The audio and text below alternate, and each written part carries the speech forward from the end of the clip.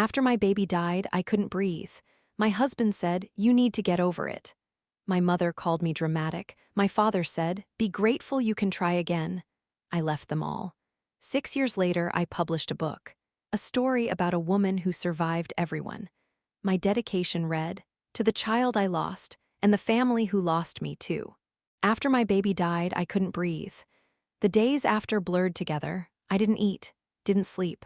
I just sat still, not because it helped, but because moving felt like betrayal. I stared at walls, not because I wanted to, but because they didn't ask me to explain anything. The silence in the house was thick, constant, unbearable. Everyone said it would pass. No one said how long. I remember touching the blanket that was supposed to go in her crib. I didn't cry. I couldn't. My body didn't have anything left to give. People sent flowers, messages. "Thinking of you. She's in a better place. Time will heal." No one knocked on my door. No one stayed. I sat in the nursery for hours, not looking at anything directly.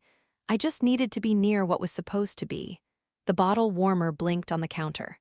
The rocking chair creaked when the heater kicked on. The mobile above the crib didn't move, not because of wind, but because no one reached for it. The hours didn't end. They just repeated. Morning meant nothing. Night meant less. I didn't get dressed. I didn't wash my hair. I didn't answer when people asked if I needed anything, because the only thing I needed wasn't coming back. And no one knew how to sit with that. He didn't hold me, didn't sit beside me, didn't touch my hand or look me in the eye. The night we got home from the hospital, he went to the kitchen, opened a beer, turned on the TV. I was still in the hallway, coat half off, body hollow. He didn't ask if I was okay. He didn't ask anything. For the first 2 days, he barely spoke. When he did, it was short, functional, cold. Then on the third day, I asked him if he could just sit with me, not talk, not fix anything, just sit. He didn't look up. Just said, "You need to get over it." Like grief had an expiration date. Like losing her wasn't the kind of thing that split your ribs open. I stood there, blinking. He went on. "I know it's sad, but sitting in it won't bring her back." That was all, no anger in his voice, just annoyance. Like I'd left the lights on, like my pain was inconvenient. I didn't respond. There was nothing left to say. That night I slept on the couch. He didn't ask why, and I didn't expect him to. My mother called me dramatic. It was the first time I'd spoken to her since the hospital. I waited a week, maybe longer. I thought if anyone would understand, it would be her. I told her I was breaking, that I couldn't sleep, couldn't eat, that the silence felt like it was swallowing me. She sighed, not the kind that means sympathy, the kind that means impatience. "You have to stay strong," she said. "Falling apart won't fix anything." I said I wasn't trying to fix anything. I just wanted to feel like I wasn't crazy. She cut me off. "You've always been emotional," she said. "But this isn't just about you." I didn't know what that meant. I still don't. She told me to get some rest, to stop sitting in it, to look ahead.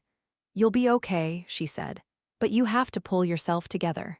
I hung up and stared at my phone for a long time. She didn't say her name. She didn't say mine. She didn't say her name, the baby who never made it home. She acted like the crying was the problem. Not the loss. My father said, "You can try again." He said it like he was giving me hope, like he was handing me a gift.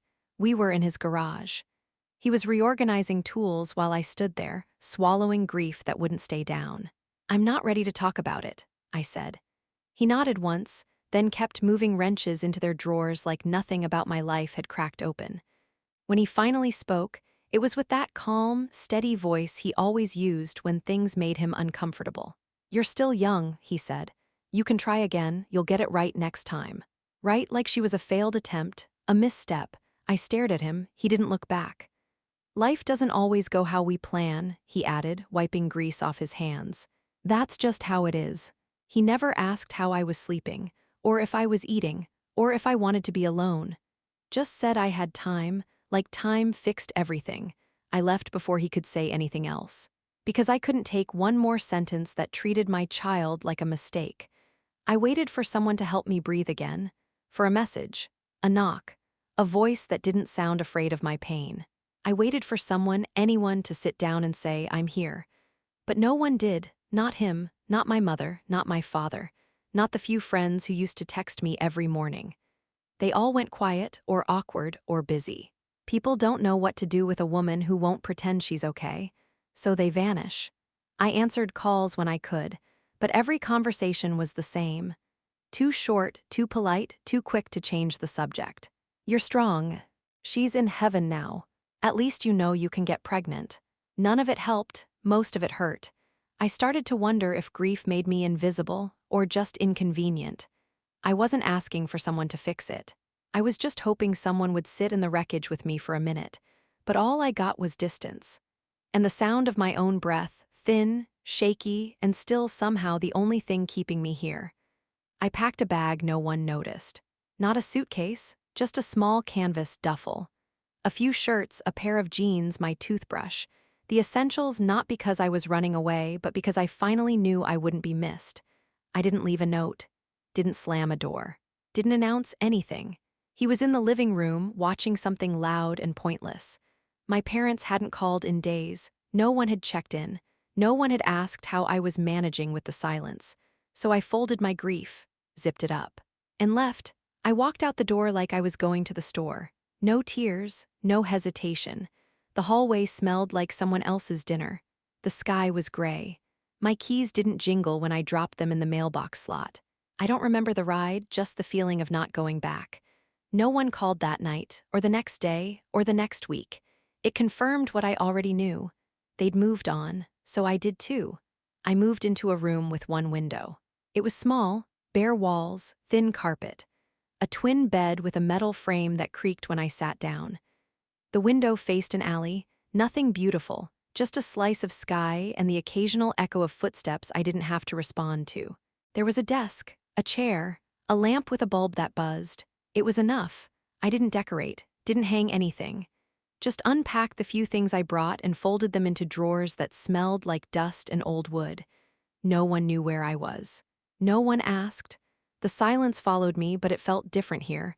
Less heavy, less sharp, like something that could become peace if I let it.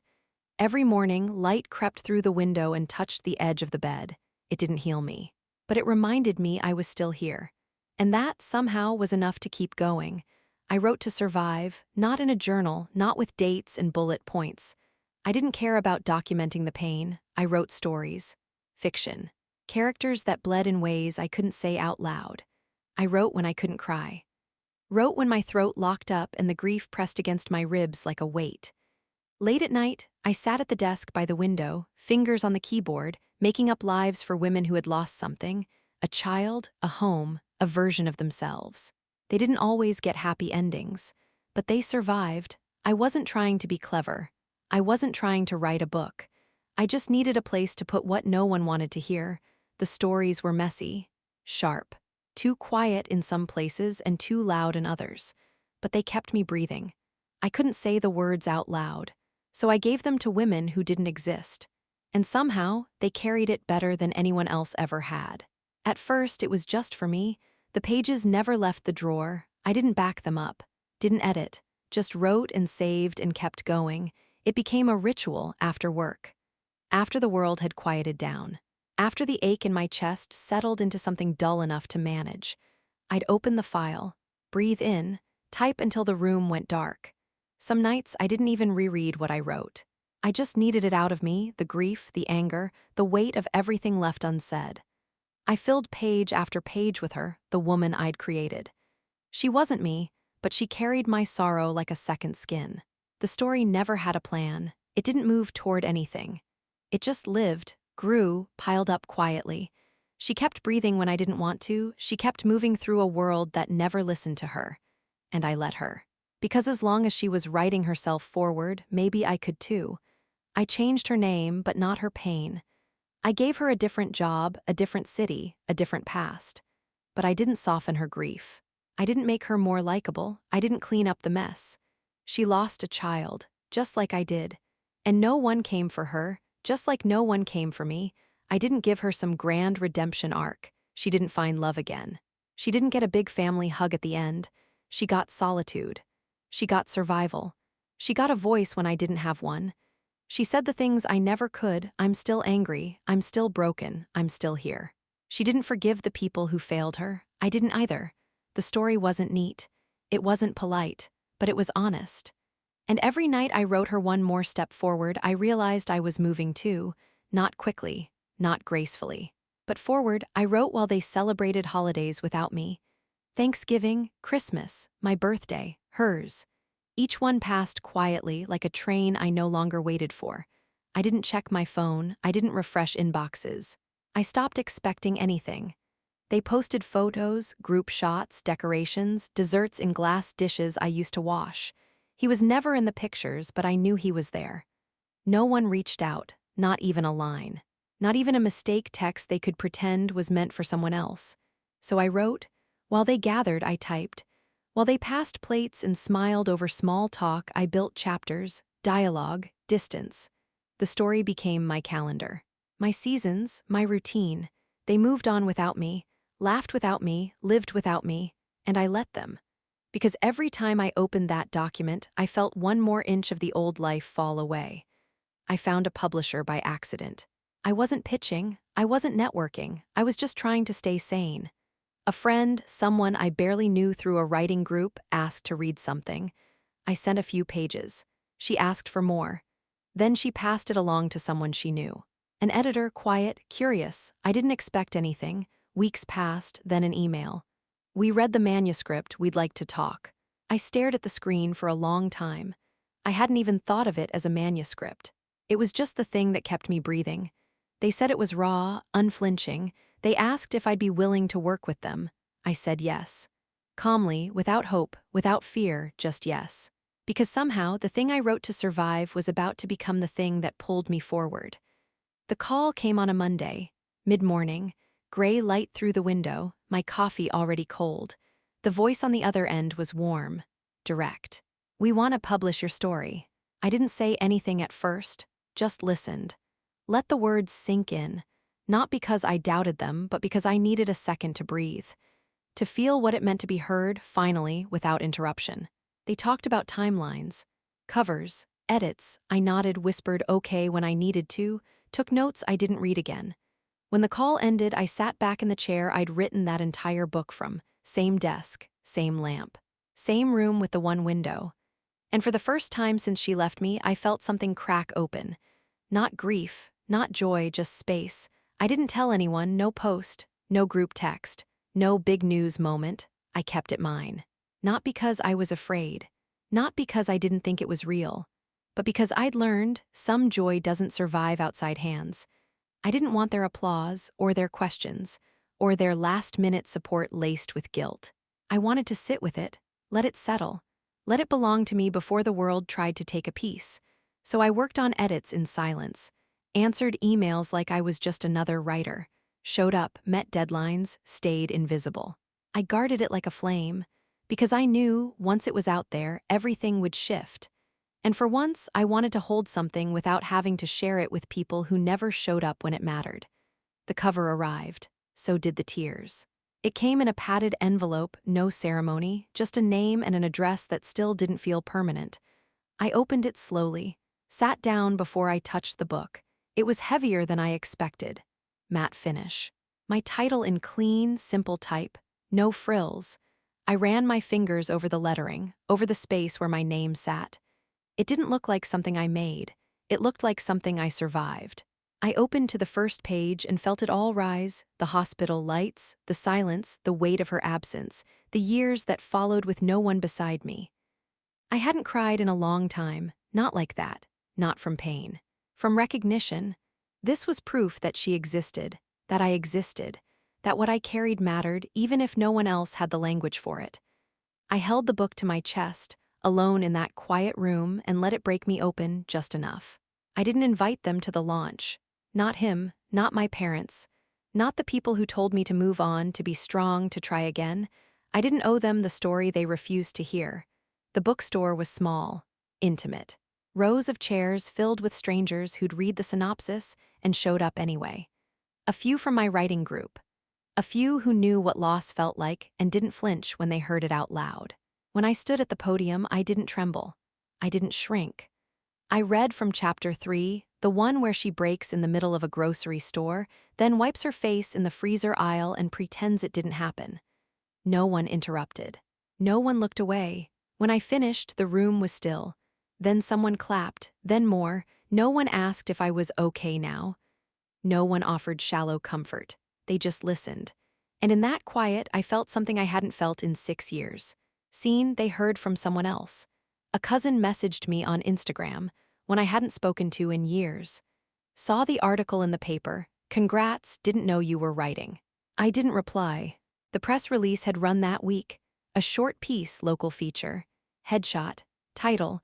One sentence about the story's themes: loss, grief, survival. Word traveled fast. Another message came 2 days later. My brother. Mom saw the article. She didn't know what to say. Then silence. I could picture it, them around the kitchen table, reading my name in print. Realizing the book existed. Realizing it wasn't fiction for anyone who'd been paying attention. They'd stayed silent when it counted. Now they didn't know how to speak, and I had no interest in teaching them. My mother sent flowers. I sent them back, white lilies, wrapped in tissue. Card tucked in the stems, proud of you. Love, Mom. I didn't read the rest. I didn't need a florist's arrangement to rewrite what she never said when I was bleeding. I didn't need her pride now that it was safe, sanitized, and from a distance. There was no apology in those petals. No, I'm sorry I didn't hold you. No, I should have listened, just a performance. One that arrived too late. I boxed them up, sent them back to the return address. No note, no signature. Just the quiet they handed me when I needed their voice most. I wasn't angry. I was done.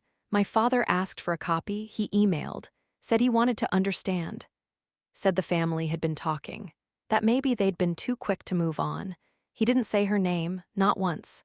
He said he was ready to hear my side. Like it was a debate. Like grief was a matter of perspective. I didn't respond. I didn't send the book. Didn't explain. Didn't try to guide him through the story he refused to hold when it was still raw.